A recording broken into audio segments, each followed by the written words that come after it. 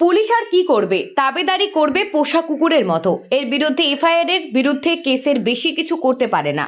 এতদিন পুলিশের নাকের ডগা দিয়ে মহিলাদের পার্টি অফিসে নিয়ে গিয়ে ফুর্তি করা হলো। পুলিশ কেন এফআইআর করেনি? মমতা ব্যানার্জি বলেছিলেন চাকরি চুরি হয়নি, সন্দেশখালিতে কোনো ঘটনা ঘটেনি। কিন্তু আদালত কি বলছে? হাজার হাজার মহিলা রাস্তায় দাঁড়িয়ে জুতো চপ্পল নিয়ে তাদের তাড়া করছে। সেই দিনটা আসছে, সারা রাজ্য জুড়ে ছড়িয়ে যাবে। সন্দেশখালির ভাইরাল ভিডিও কাণ্ডে বিজেপি প্রার্থী রেখা পাত্র সহ 11 বিজেপির নেতার বিরুদ্ধে এফআইআর করেছে তৃণমূল। এ প্রসঙ্গে প্রচারের শেষ লগ্নেও মুখ্যমন্ত্রী এবং পুলিশকে বেলাগাম আক্রমণ করতে ছাড়লেন না দিলীপ ঘোষ। শনিবার সাত সকালে রুটিন একটু পাল্টালেন তিনি। প্রাতঃভ্রমণ ছেড়ে চা চক্রে যোগ দিলেন, মানুষের সাথে জনসংযোগ শুরু করলেন। এখনও যে এলাকাগুলিতে যাওয়া হয়নি, নির্বাচন কমিশনের নির্ধারিত সময়ের মধ্যে সেই এলাকায় মানুষের সাথে জনসংযোগ করবেন বলে জানালেন বর্ধমান দুর্গাপুরের বিজেপি প্রার্থী। 5 বছর আগের মেদিনীপুর আর 5 বছর পরের দুর্গাপুর, কোনটা বেশি চ্যালেঞ্জ মনে হচ্ছে? তখনও মেদিনীপুরের প্রাথমিক স্টেজে ছিল সংগঠন, আমি লড়াই করেছিলাম, গ্রামেগঞ্জে গেছিলাম, লোকের কাছে ভোট চেয়েছিলাম।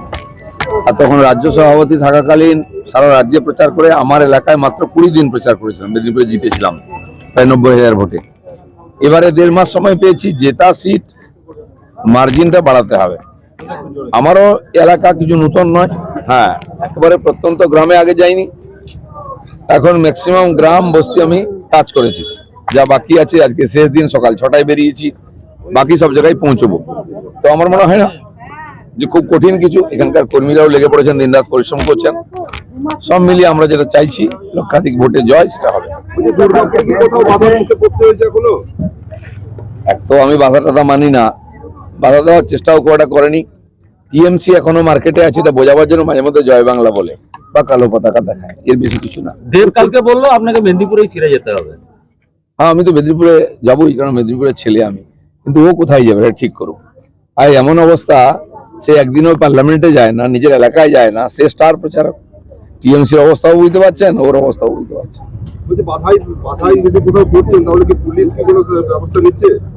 পুলিশের নিয়ে আমরা ভাবি না, পুলিশের সহযোগিতা চাই না, বিরোধিতাও চাই না। আমরা চাই পুলিশ তার কাজ করুক, না হলেই সমস্যা হয়। পুলিশ যদি অন্য লোকের কাজ করে তখন সমস্যা হয়। ভারতীয় জনতা পার্টির এই শক্তি আছে, সংগঠন আছে, এমন লোক আছে, কার্যকর্তারা, তারা ভোট করিয়ে নিতে পারে। আর সে সিধা হোক আর টেढ़ा হোক, সেটা আপনারা দেখতে পাবেন 13 তারিখ। গতকাল অভিষেক আসানসোলে বলে যে ইডি সিবিআই কে দিয়ে বিজেপি তোমাকে চাইছে, কিন্তু আমি বিশুদ্ধ লোহা বলছি। লোহা তো জং ধরেই গেছে আগে। এতবার সিবিআই চা খেলে আর ঠিক থাকে? কেন বাকিরা খায় না, উনি কেন খান? পরিবার কেন ডাক পড়ে? বাকি দেশে কি আর রাজনীতিবিদ কেউ নেই, অন্য কোনো পরিবার নেই? তো সেই জন্য বড় কথা বলার কিছু নেই, মানুষ জবাব দেবে, অপেক্ষা করুন। সন্দেশখালীর এই ভাইরাল ভিডিও তৃণমূল জাতীয় স্তরেও নিয়ে যাচ্ছে, কি বলবেন? আন্তর্জাতিক স্তরে নিয়ে যেতে পারেন তৃণমূলকে। তৃণমূলের কোনো বিশ্বাসযোগ্যতা নেই, সেজন্য ওরা কিছু বললে লোকে সেটা বিশ্বাস করে না। কি করবে? ওই তাবেদারি করবে পোষা কুকুরের মতো। এর বিরুদ্ধে এফআইআর, ওর বিরুদ্ধে কেস, এর বেশি কিছু করতে পারে না। আজকে পুলিশের নাকের ডগায় দিনের পর দিন মেয়েদেরকে রাত্রেবেলা পার্টি অফিসে নিয়ে গিয়ে ফুর্তি করা হতো। পুলিশ কেন করেনি? পুলিশ তাদের চামচা বেলচা করতো, শাহজাহানের জুতো বয়ে নিয়ে যেত। দিলীপ ঘোষকে শেখাতে হবে না, আমি গেছি ওখানে, তার বুকে দাঁড়িয়ে বলে এসেছি আয় কত মায়ের দুধ খেয়েছি, আর কেউ ঢুকতে পারেনি। যেন কী চলতো আমরা জানতাম, সেটা এক্সপোজ হয়েছে। এদের দম নেই, শাহজাহানরা তার চামচাদের গায়ে হাত দেয়।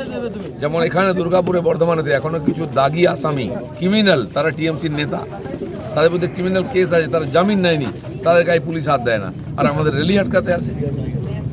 পুরোটাই বিজেপির সাজানো ঘটনা, সেজন্যই কিন্তু এই তারা সাজানো, সে তো সময় বলবে। দেখা যাচ্ছে না, চুরি হয়নি, চাকরি চুরি হয়নি, মমতা ব্যানার্জিও বলছে। আজ কোর্ট কি বলছে?